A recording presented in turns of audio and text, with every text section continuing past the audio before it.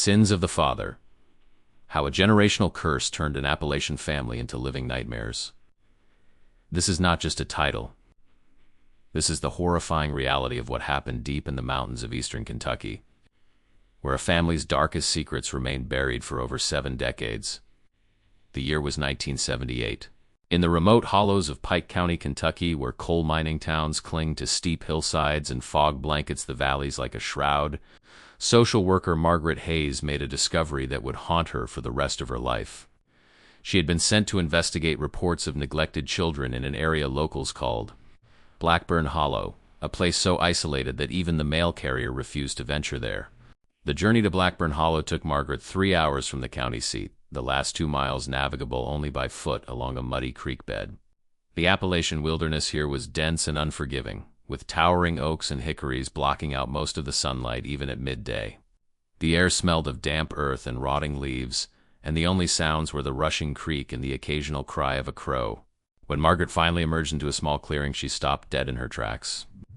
Before her stood what could barely be called a homestead, a collection of ramshackle structures built from scavenged wood and rusted metal sheets. But it wasn't the poverty that made her blood run cold. It was the children. 7 of them sat in the dirt yard, ranging in age from what appeared to be 4 to 16 years old. Their physical appearances were so profoundly unusual that Margaret initially thought they might be victims of some terrible accident. The eldest boy had a skull so misshapen that his forehead protruded at an unnatural angle, his eyes set too far apart. A young girl, perhaps 10, had a severely cleft palate that twisted her upper lip grotesquely, exposing malformed teeth and gums.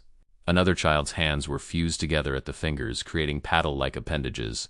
But what disturbed Margaret most was their behavior.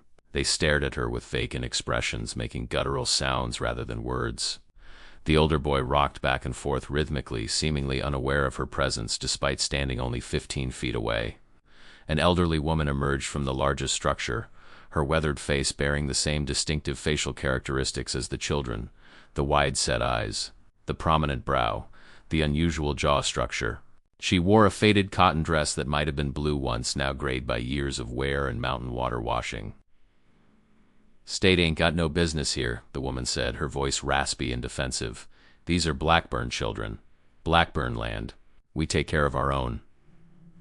Margaret identified herself and explained she was there to ensure the children's welfare. The woman, who introduced herself as Viola Blackburn, insisted everything was fine, but her agitation was obvious. She positioned herself between Margaret and the children, her body language protective yet hostile. "How many people live here, Mrs. Blackburn?" Margaret asked, pulling out her notepad with trembling hands. "Enough," Viola replied curtly. "My husband Silas, our boys and their wives, and the young'uns. Same as it's been for generations."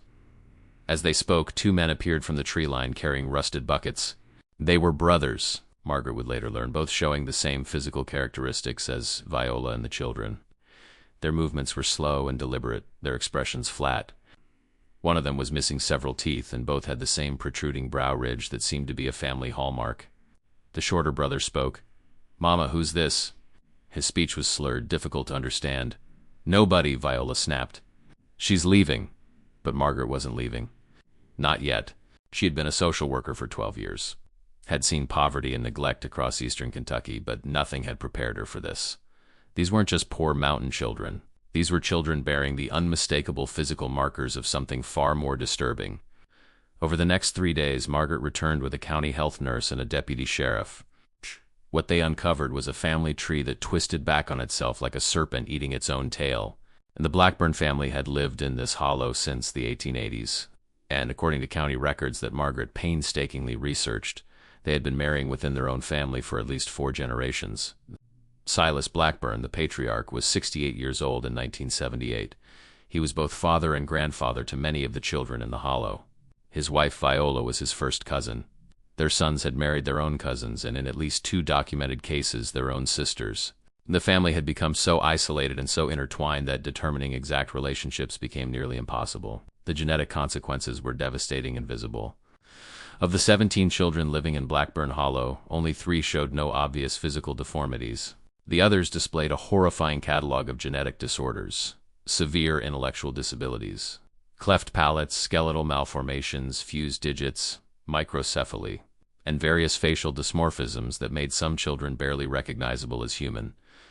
Dr. James Morrison, the county health officer who examined the children, later testified, "In my 30 years of medical practice, I have never seen such a concentration of genetic abnormalities in a single family group.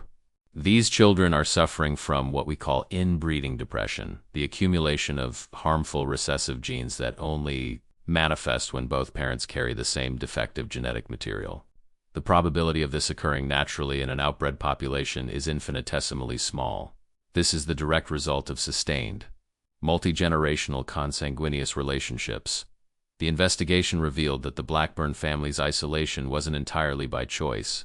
Historical records showed that the family had been pushed further and further into the mountains over the decades, driven by shame and rejection from surrounding communities who were aware of the family's ways. By the 1940s, they had essentially become invisible, existing in a pocket of Appalachia that the modern world had forgotten. Margaret discovered that not a single Blackburn child had ever attended school. None had birth certificates. Several of the adults were unable to read or write. They lived by subsistence farming, hunting, and occasional coal scavenging from abandoned mines. Their contact with the outside world was minimal, perhaps one trip to town every few months for supplies they couldn't produce themselves. Confira sage inscrito nest canal, por historias como esta, que expimos agredos, mes sombrios y prohibidos, humanidade es snoquentidas aquí sem censura y sem medo de verdade. The discovery of the Blackburn family would set off a chain of events that would expose not just one family's tragedy, but a hidden epidemic of consanguinity in the isolated mountains of Appalachia, where poverty, geography, and generations of silence had created pockets of genetic devastation that the rest of America never knew existed. But the Blackburn story was only beginning to unfold, and the darkest secrets of sins of the father were still buried deep in that hollow. To understand how the Blackburn family descended into such genetic horror, one must travel back to 1882 when the family's isolation truly began. That was the year Ezekiel Blackburn, a coal miner from Virginia, moved his family deep into the Kentucky mountains after a scandal that had made them pariahs in their previous community. According to court documents uncovered by Margaret Hayes during her investigation, Ezekiel's eldest son, Nathaniel, had been caught in an inappropriate relationship with his younger sister, Ruth, when she became pregnant at age 15 in 1881. Rather than face prosecution and public humiliation, Ezekiel gathered his family, his wife, 6 children, and whatever possessions they could carry, and vanished into the uncharted wilderness of Pike County. They settled in what would become Blackburn Hollow, a valley so remote that it took 2 days' journey from the nearest settlement. Here they built their homestead and resolved to live apart from a society that had condemned them. It was a decision that would echo through 5 generations with increasingly catastrophic consequences. Nathaniel and Ruth's child, born in 1882, was a boy they named Silas, the same Silas who had become the patriarch Margaret encountered in 1978. This first Silas showed no obvious abnormalities, likely because this was the first generation of inbreeding. Genetics is a cruel lottery that often doesn't reveal its full hand until the damage compounds over multiple generations. By the early 1900s, the Blackburn family had grown to 15 members, all living in the hollow. Ezekiel had died in a mining accident in 1895, and his widow Martha had become the family matriarch. Under her watch, the family's isolation deepened. She had seen how the outside world treated them, and she was determined to keep her family together no matter the cost. The first obvious signs of genetic trouble appeared in 1903 when Nathaniel and Ruth's daughter Abigail gave birth to twins. One twin was stillborn, grotesquely malformed with what a traveling doctor later described in his journal as severe cranial abnormalities incompatible with life. The surviving twin, a girl named Esther, appeared normal at birth but developed seizures within her first year and never learned to walk or speak. Yet even this tragedy didn't break the family's pattern. Isolation and limited partners meant that Blackburn children continued to marry their cousins and occasionally their closer relations. The family had convinced themselves this was God's will, that they were a chosen people, set apart from the sinful world below the mountain. By the 1920s, the genetic consequences were becoming impossible to ignore. Medical journals from that era occasionally documented pockets of degeneration in isolated mountain communities, though they rarely named specific families. One 1927 study by Dr. Albert Priddy, a eugenics researcher, included photographs and case studies from eastern Kentucky that almost certainly referred to the Blackburns, though they were identified only as Family B Doctor. Preddy wrote, "Family B presents a textbook case of the dangers of consanguineous marriage. Over 3 generations of first cousin and uncle-niece pairings, we observe increasing rates of infant mortality, physical deformity, and mental deficiency. Of 23 children born to this family group, only 11 survived past age 5, and of those, only 3 possess normal intellectual capacity." The Great Depression hit Appalachia particularly hard, and the Blackburn family's isolation intensified. They had almost no cash income, surviving entirely on what they could grow, hunt, or forage. This economic pressure further limited any chance of family members seeking partners outside the Hollow. Who would marry into such poverty? Who would venture into such remote territory? Silas Blackburn, the grandson of the original Silas, was born in 1910 to parents who were first cousins. He grew to adulthood showing some of the family's characteristic features: the wide-set eyes, the heavy brow ridge. But he retained normal intelligence and could read at a basic level, having been taught by his grandmother Martha before her death in 1918. In 1931, at age 21, Silas married his cousin Viola, who was 17. Their union was blessed by the family matriarch Silas's mother Esther, the same Esther who had survived when her twin died at birth, though she had never gained the ability to speak or walk.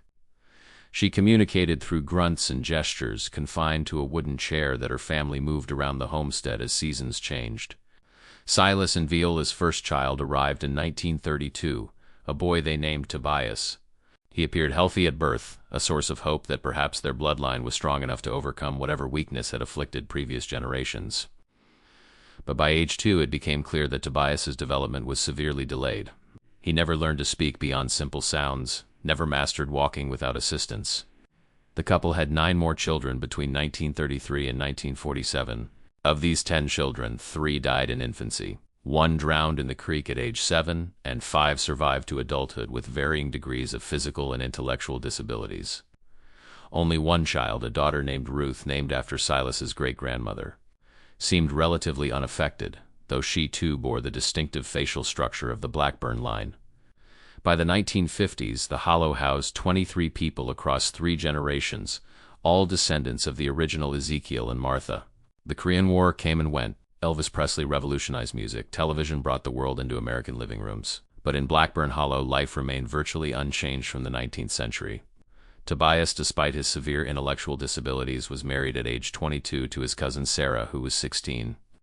This union, arranged by Silas to keep the family united, produced 5 children, 4 of whom showed severe abnormalities from birth.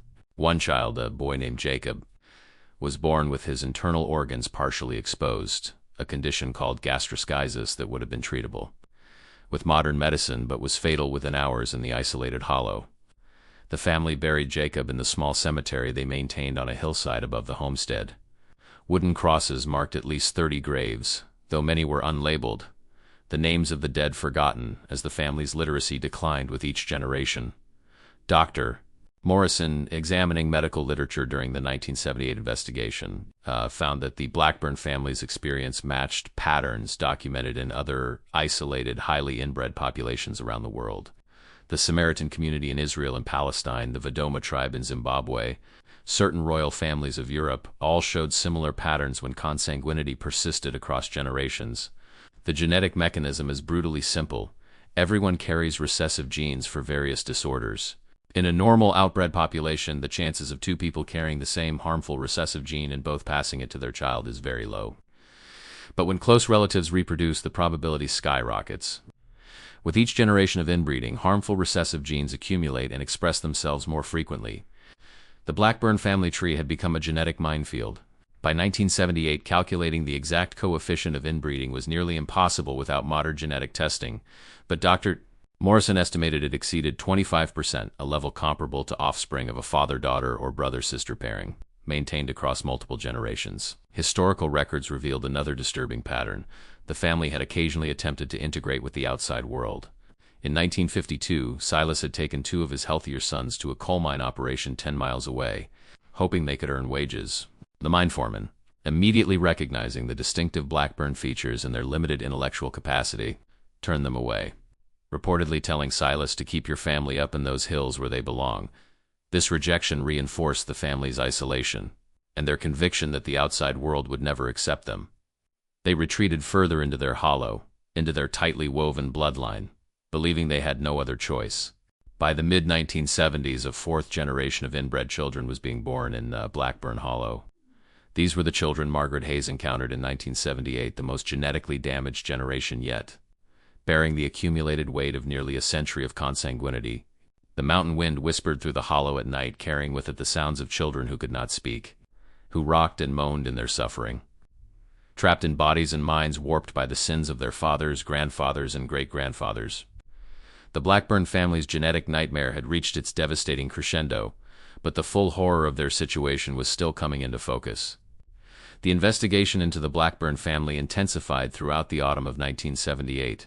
Margaret Hayes, working with a team that now included state authorities, genealogists, and medical professionals, began the painstaking process of documenting the family's structure. What emerged was a family tree that looked less like a tree and more like a tangled web where branches looped back and reconnected with themselves in ways that defied normal understanding.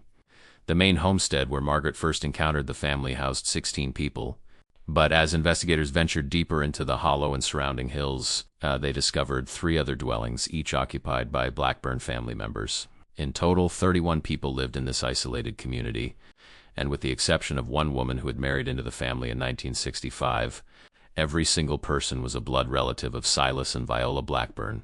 Dr. Eleanor Hutchins, a geneticist from the University of Kentucky who volunteered her expertise, spent weeks interviewing family members and constructing their genealogy. The work was frustrating. Many family members couldn't or wouldn't provide accurate information.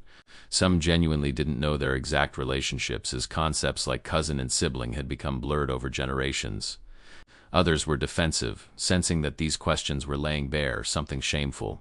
"How is Ruth related to you?" Dr. Hutchins asked Viola during one interview session, referring to one of the teenage girls in the hollow. Viola thought for a long moment, her weathered fingers picking at the hem of her dress. "Ruth's my granddaughter," she said finally, "but also my great-niece. Her daddy is my son Tobias, and her mama is Sarah, who's my brother's daughter," Dr. Hutchins pressed. "And Sarah's relationship to Tobias?" "First cousins," Viola replied. Then, after a pause, through his daddy's side. "But second cousins through mine, I reckon." This conversation was typical of dozens Dr. Hutchins conducted. The family relationships had become so convoluted that multiple paths of kinship existed between any 2 individuals. Ruth, the girl in question, was simultaneously the daughter, granddaughter, great-granddaughter, niece, grandniece, and second cousin of various family members. The physical toll of this genetic catastrophe was documented in meticulous detail. Of the 31 family members, only 7 showed no obvious physical abnormalities. 24 suffered from conditions ranging from mild to severe, including 6 individuals with profound intellectual disabilities who required full-time care and could not speak, feed themselves, or control basic bodily functions. 8 individuals with moderate intellectual disabilities who had limited speech, could perform simple tasks but would never be able to live independently. 12 individuals with physical deformities including cleft palates, fused digits, skeletal malformations, and facial dysmorphisms. 3 individuals who were deaf. 5 individuals with seizure disorders. 2 individuals with both physical and severe intellectual disabilities. Many family members had multiple conditions simultaneously. A 12-year-old boy named Ezekiel, named after the family's founding patriarch, was blind in one eye, had a cleft palate so severe he could barely eat solid food, was deaf in both ears, and functioned intellectually at approximately a 2-year-old level. He spent his days sitting in the dirt, drawing patterns with a stick, wearing only a ragged shirt despite the October chill in the mountain air. The emotional weight of witnessing this suffering was overwhelming for the investigation team. Margaret Hayes, in her official report, wrote, "These are not animals, though they've been forced to live little better than animals. These are human beings, children of God, who've been condemned by the choices of their ancestors and the failure of society to intervene. Every one of these children deserves better than this living nightmare." The family's response to the investigation was mixed. The younger members, especially those with normal or near-normal intelligence, seemed curious about the outside world and the possibility of a different life. But the older generation, particularly Silas and Viola, viewed the investigators as invaders threatening to destroy their family. "We ain't hurting nobody," Silas told Margaret during a tense confrontation in early November 1978. "We stay up here, mind our business. What we do is our affair. Mr. Blackburn, Margaret replied, choosing her words carefully. These children are suffering. They need medical care, education. They deserve a chance at a better life. Better life? Silas's voice rose, his face reddening. You gonna take them away from their family? Put them in homes where they'll be gawked at like circus freaks. We take care of our own. Always have. This defensive attitude was rooted in more than simple stubbornness. The Blackburn family had internalized generations of rejection and shame. They had constructed an entire worldview around their isolation, convincing themselves that their way of life was not only acceptable but necessary for their survival as a family unit.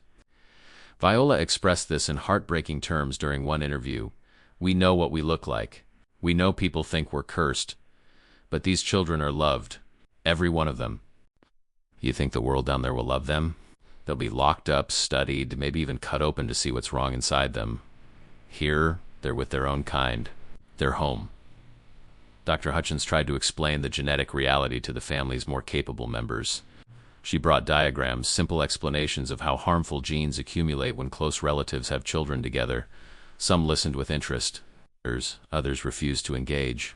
Thomas Blackburn, Silas's 40-year-old son who had normal intelligence despite his distinctive facial features, asked questions that showed he understood more than his father gave him credit for. So you're saying our blood is poison? That we're making monsters? No, Dr. Hutchins replied gently. I'm saying that when families are isolated and members only reproduce with close relatives across many generations, harmful genes become concentrated. This isn't anyone's fault, but it is a reality we can't ignore. Your children, all these children, deserve a chance to grow up healthy. Thomas was silent for a long time, staring at his hands, one of which had 2 fingers fused together from birth.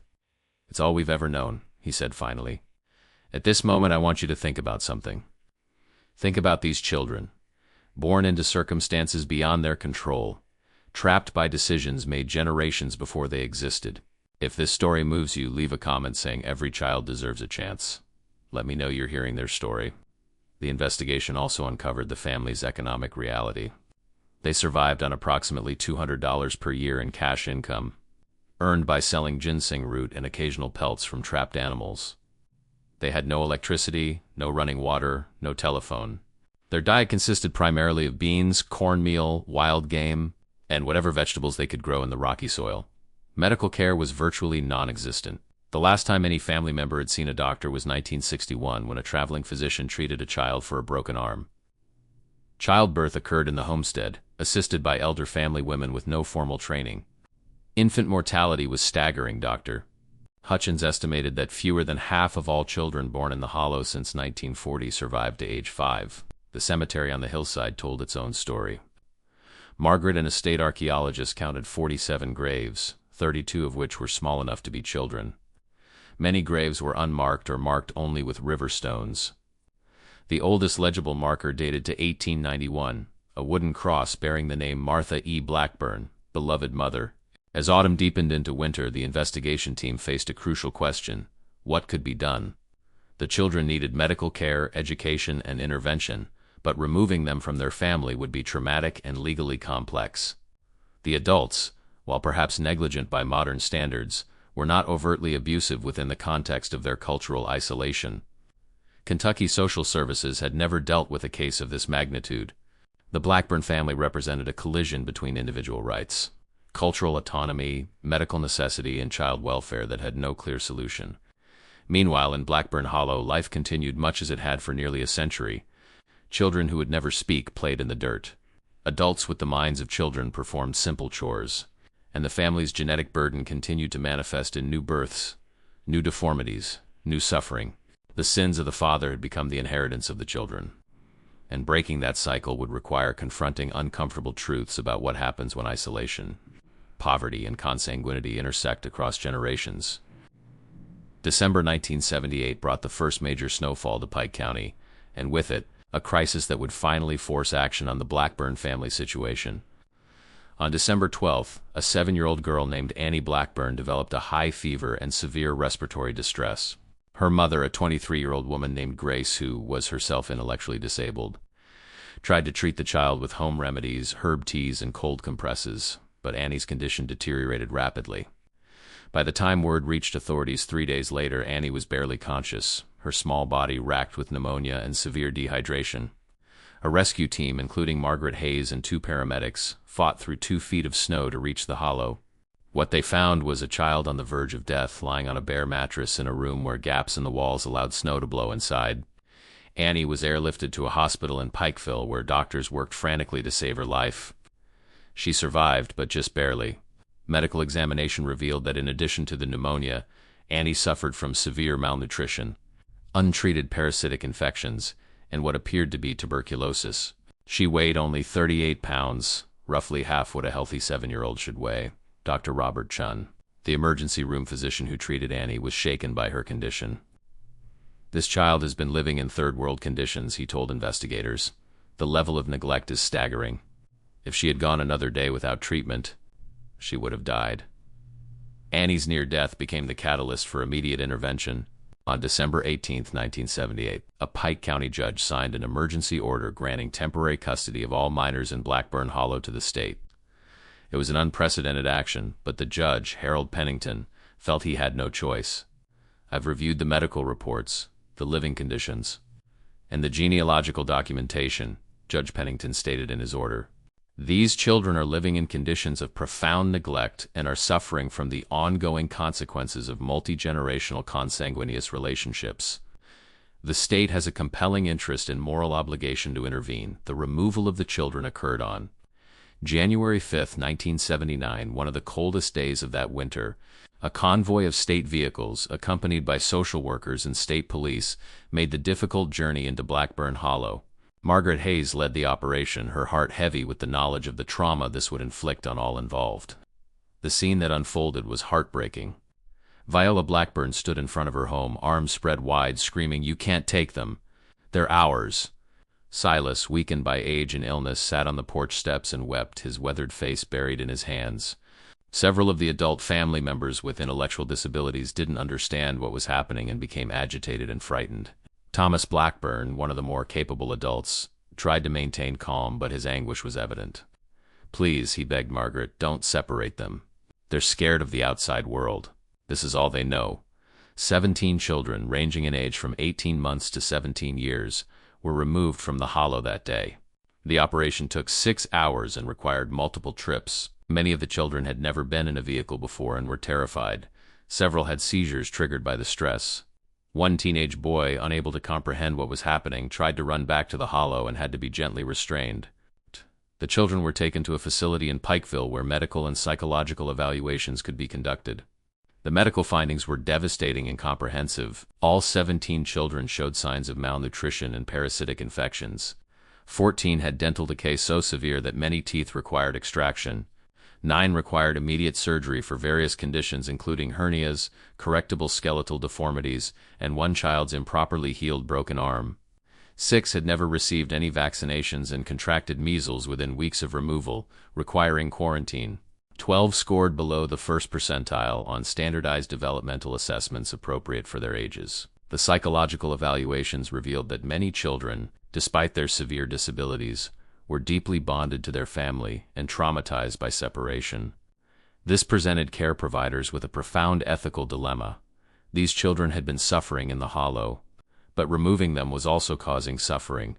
Dr. Patricia Walsh, a psychologist assigned to the case, noted, "These children's attachment to their family is genuine and deep, regardless of the conditions they lived in. We're providing them with better physical care, but we're also inflicting emotional trauma by separating them from the only caregivers they've ever known. There are no clean solutions here." The adults remaining in Blackburn Hollow fell into profound grief. Viola stopped eating and had to be hospitalized for malnutrition within a month of the children's removal. Silas developed pneumonia and died on February 3, 1979 at age 68. Family members claimed he died of a broken heart, and in a sense, they were right. The stress and trauma of losing the children had weakened his already fragile health. The case attracted regional media attention, though out of concern for the children's privacy. Most outlets reported it only in general terms. Eastern Kentucky families' children removed due to inbreeding and neglect. Still, word spread through the mountains and the Blackburn name became synonymous with the darkest consequences of isolation and consanguinity. State officials faced the daunting challenge of finding appropriate placements for children with such profound needs. Most foster families were unprepared for the level of care required. Group homes specializing in intellectual disabilities had waiting lists, and the children's unique combination of physical and cognitive challenges made them extraordinarily difficult to place. A few of the less severely affected children were eventually placed with foster families. Ruth, the 17-year-old who had near-normal intelligence despite her distinctive facial features, was placed with a family in Lexington. She struggled enormously with culture shock, indoor plumbing. Electricity, television, and grocery stores were all foreign concepts.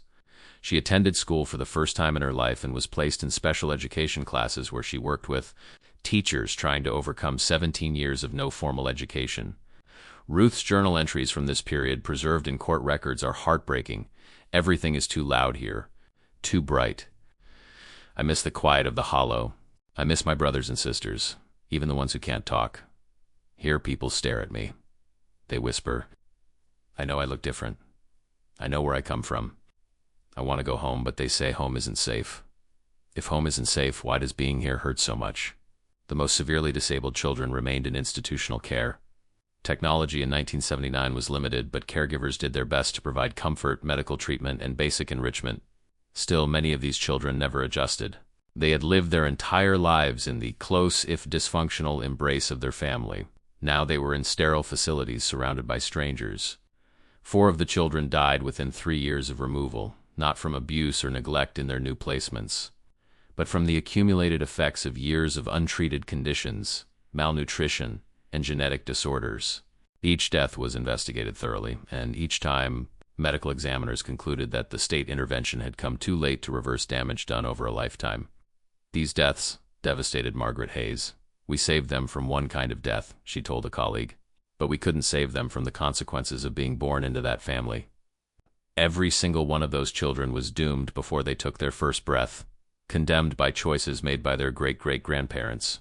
Back in Blackburn Hollow, the remaining adults tried to rebuild their shattered lives. With Silas dead and most of the younger generation removed, only 12 adults remained, all bearing the physical and mental scars of generations of inbreeding. Thomas Blackburn, at 40, became the de facto leader of what remained of the family. The state continued monitoring the adults, and social workers made monthly visits to ensure basic living standards were maintained. A small trust was established to provide modest financial support, enough to ensure they had food and basic necessities. But the hollow felt empty, haunted by the absence of children's voices, however limited those voices had been. Legal proceedings continued throughout 1979 and into 1980. Several family members challenged the state's custody decision, arguing that the removal was overly broad and traumatic. The case eventually reached the Kentucky Supreme Court, which upheld the lower court's decision in a ruling that acknowledged the extraordinary circumstances. While we recognize the fundamental right of families to privacy and autonomy, that right cannot supersede the state's obligation to protect children from demonstrable harm. The conditions documented in this case, extreme neglect, untreated medical conditions, and the ongoing practice of consanguineous relationships producing genetically damaged children, constitute circumstances where state intervention is not only justified but morally required. The ruling set precedent for future cases involving isolated communities in consanguinity, though such cases remained thankfully rare. By late 1980, the immediate crisis had passed, but the Blackburn family's story was far from over. The children removed from the hollow would carry the consequences of their genetics for the rest of their lives. The adults remaining in the mountains would live with grief and loss, and the broader questions raised by the case about poverty, isolation, genetic health, and the limits of family autonomy would continue to challenge policymakers and ethicists for decades to come. The hollow itself seemed to mourn, the wind through the bare winter trees sounding almost like voices crying out in the darkness. By 1985, the Blackburn family case had largely faded from public consciousness. But for those directly involved, the consequences continued to unfold like a slow-motion tragedy. The children removed from the hollow had scattered across Kentucky and neighboring states, placed in various facilities and foster homes, each carrying the indelible mark of their genetic heritage. Ruth Blackburn, who had shown such promise when first removed at age 17, struggled profoundly with integration into mainstream society.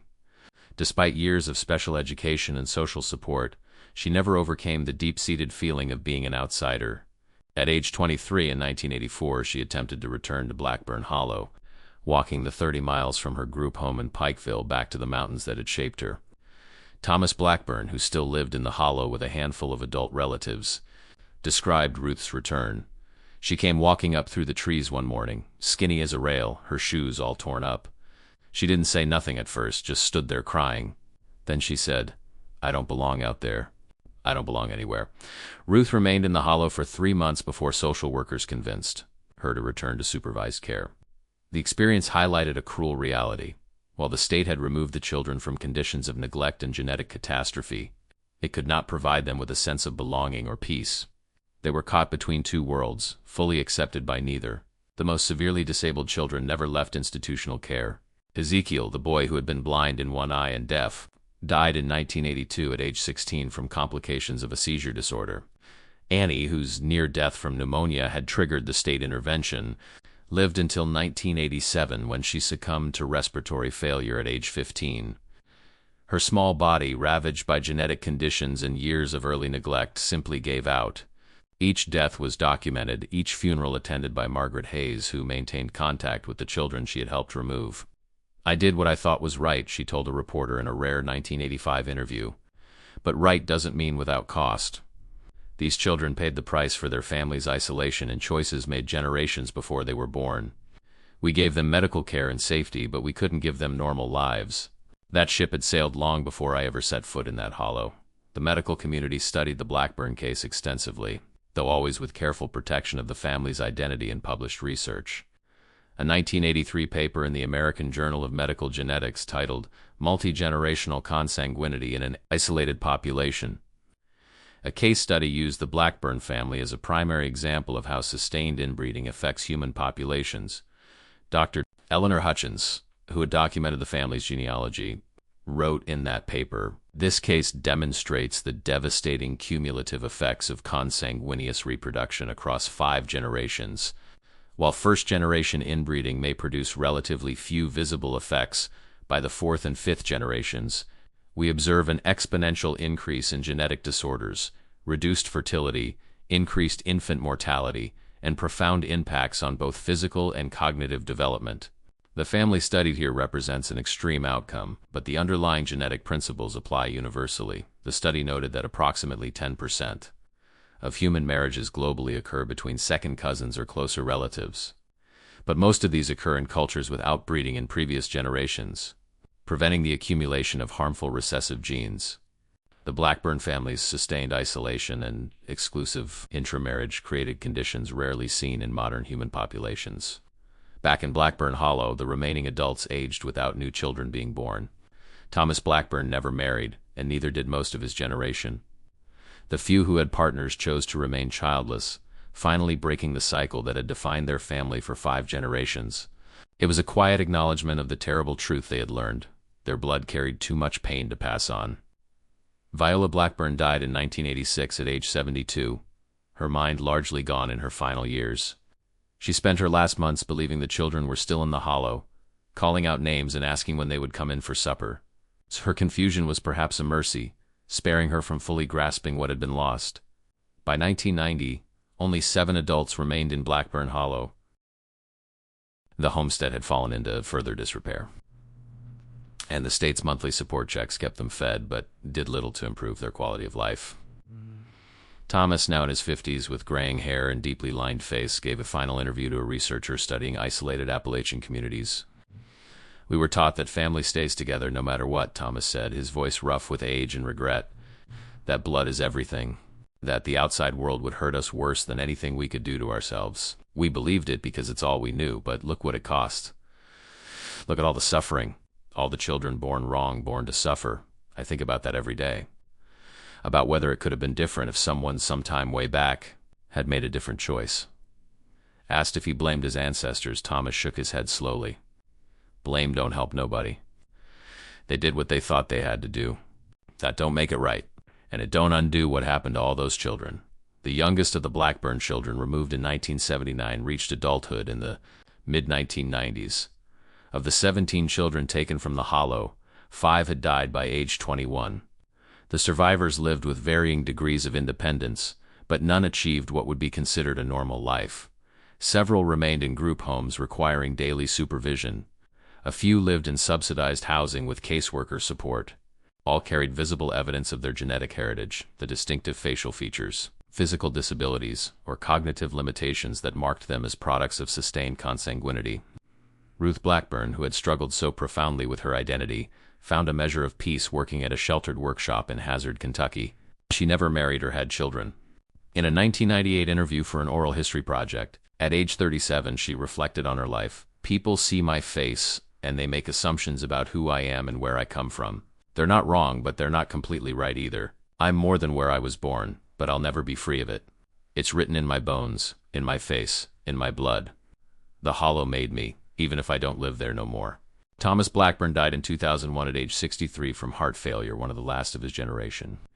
The hollow, where 5 generations of Blackburns had lived, gradually returned to wilderness. The structures collapsed, reclaimed by the forest. The cemetery on the hillside became overgrown, the wooden markers rotting and falling. Nature slowly erased the physical evidence of the family that had lived there. Though the genetic legacy lived on in the scattered survivors, Margaret Hayes, who retired from social work in 1995, spent her final years advocating for better resources for isolated rural communities and for children born into higher-risk genetic situations.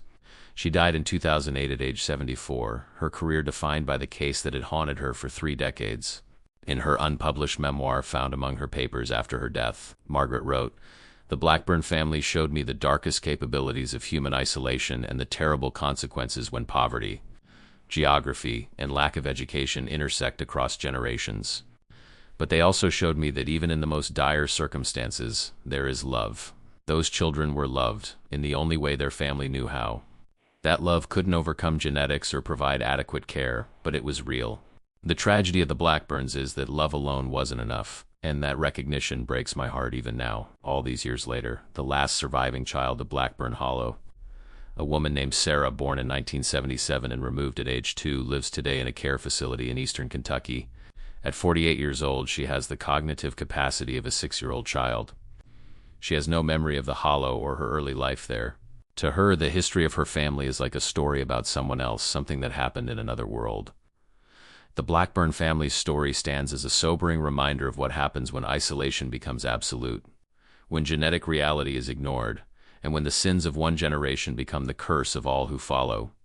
Modern genetics has given us tools to understand what happened to families like the Blackburns. But understanding doesn't erase the suffering or reverse the damage done. In the mountains of eastern Kentucky, where fog still blankets the hollows at dawn and the wind whispers through the trees, you can still find the overgrown path that leads to where the Blackburn family once lived. The forest has reclaimed it now, and few remember the name or the tragedy that unfolded there. But the story remains, a dark testament to the consequences of isolation and the terrible price paid by children for choices made generations before they were born. Sins of the Father. How a generational curse turned an Appalachian family into living nightmares. This is not just a title. This was reality for dozens of people whose only crime was being born into a family that had turned inward for too long, creating a genetic catastrophe that destroyed lives across 5 generations. If you've watched until the end of this story, you've heard the truth about what happens when consanguinity compounds across generations. This is why these stories matter, because forgetting history condemns others to repeat it. If you've made it this far, you understand the weight of this story. Leave a comment saying I watched until the end, so I can know who truly values these important, difficult histories. Hit that like button if this story made you think, made you feel, made you understand something about human suffering and survival that you didn't before. And share this with someone who needs to understand that real horror doesn't require monsters. Sometimes it's just the accumulation of human choices across time. The Blackburn family's story is over, but the lessons remain. In isolation lies danger. In understanding lies hope. And in telling these stories, we honor the lives of those who suffered through them.